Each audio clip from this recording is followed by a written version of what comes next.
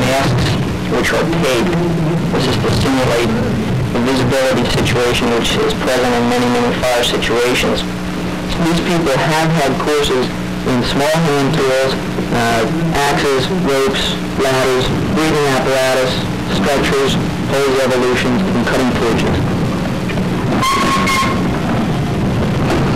This type of drill is very, very simple and can be done with almost any type of articles that you have in the fire station itself. And in any open room, because you can use the tables to make walls, and staircases are very, very easy to come by in many points. So this is essentially what we're trying to do, get people into a situation with full turnout gear. And I stress that point because it is really important to get these people aware of what they're doing in their turnout gear so that they know how to react with it on, and also it's a habit-forming type of drill. Full turnout gear provides plenty of heat, particularly in the summer months. It's fairly close to what they may run into as far as heart rate, breathing, this type of thing. It's pretty close to an actual fire situation without the excitement, of course.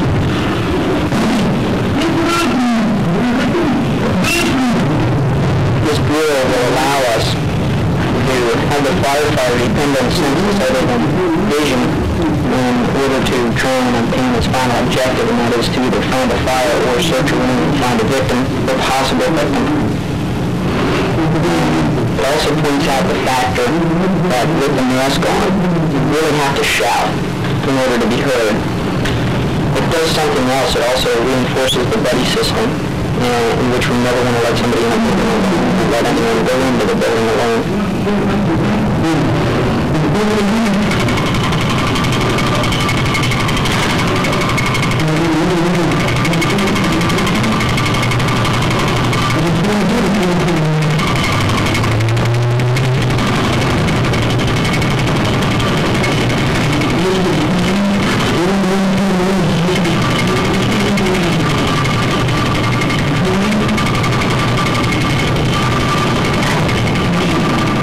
One good decision that was made on your part, you got caught in the wires, and you made up your mind, hey, the bell's ringing.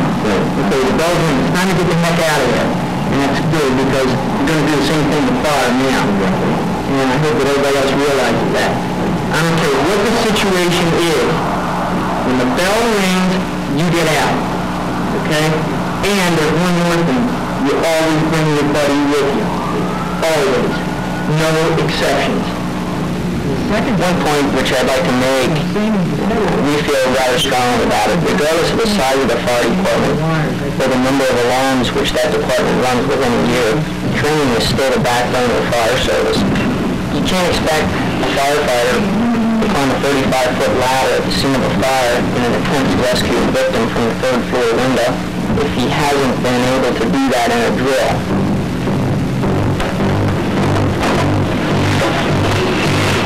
A firefighter who is sent to search and rescue must be a very alert individual. He will have to use all of his senses to detect the presence of a victim. One of the first things he can do is to listen. Does he hear coughing or cries for help? A good firefighter will be listening hard during the entire search operation.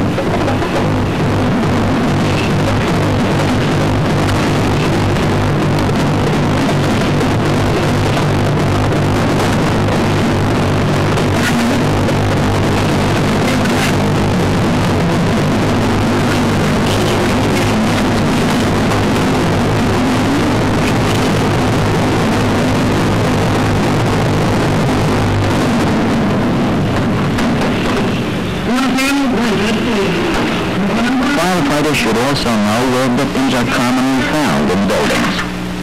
They should search behind furniture, in closets, under beds, and in showers. Children especially seek refuge in these areas during a fire. Another important sense is that of touch. A good technique for searching under beds is to sweep an arm or leg or tool gently under the bed.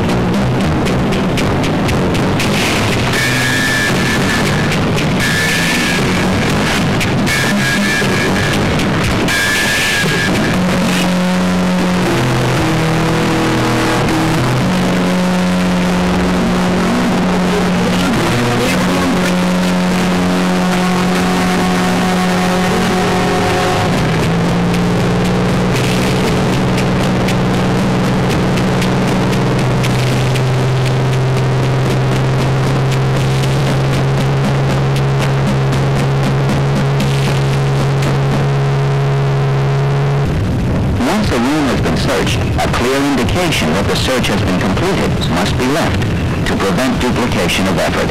A chair left on its side in the doorway is a common technique to indicate that a room has been searched.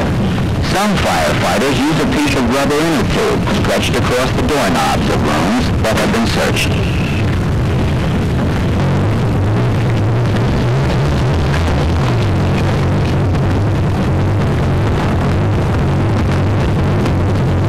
When a victim is located, the firefighter must remove him from the fire building quickly and safely. A good knowledge of drags and carries is necessary to accomplish this end.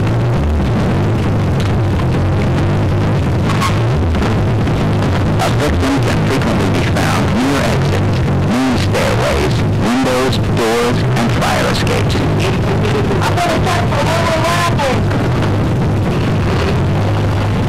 Care must be taken to search the middle of a room as well as the area along the walls.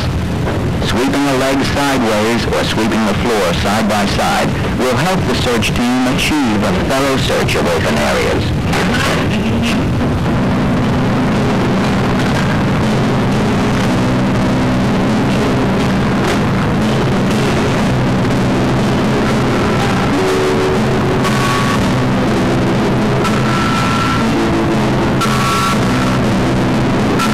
Once the victim is removed from the fire building, he should be placed under the care of a responsible person.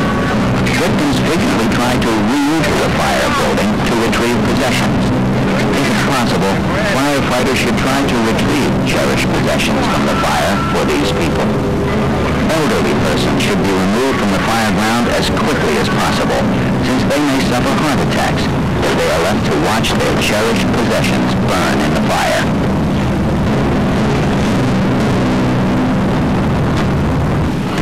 Once the fire has been extinguished, a secondary search of the fire building must be performed. This search must be a complete, methodical one of the entire fire building.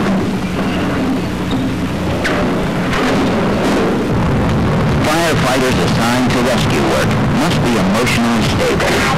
Rescuers who can maintain a calm demeanor will have a reassuring effect on victims. Firefighters who are easily excited will upset the victims they are trying to help.